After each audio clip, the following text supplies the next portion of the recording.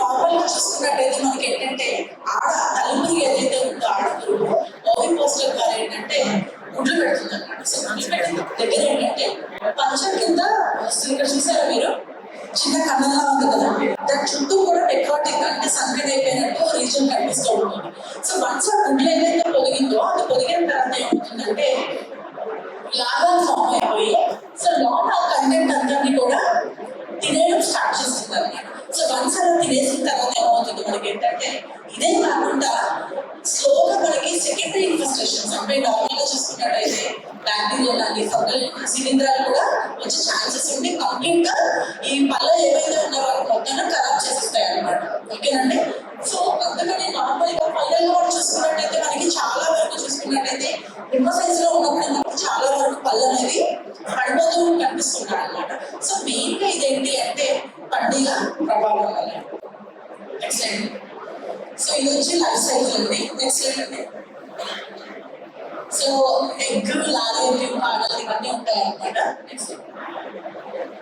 So ఈ గుడ్లు చూసారా తల్లిపురి ఏదైతే ఉందో ఓవిన్ పోస్టర్ ద్వారా గుడ్లు మనకి మెయిన్ డ్యామేజ్ దేని వల్ల అంటే దీని వల్ల అవుతుంది అనమాట. ఓకే.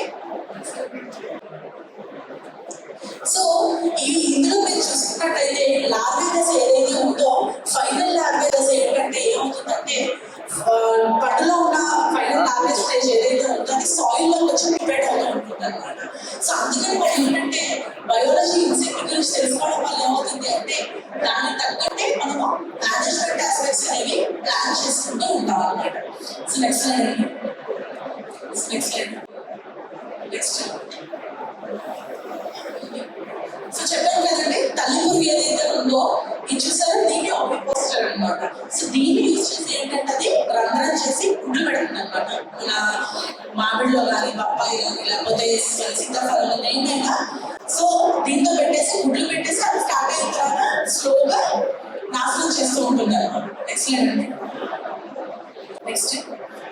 సో మీకు ఎలుకల యాజమాన్యం గురించి తెలిసే ఐడియా ఉంటుంది కదా.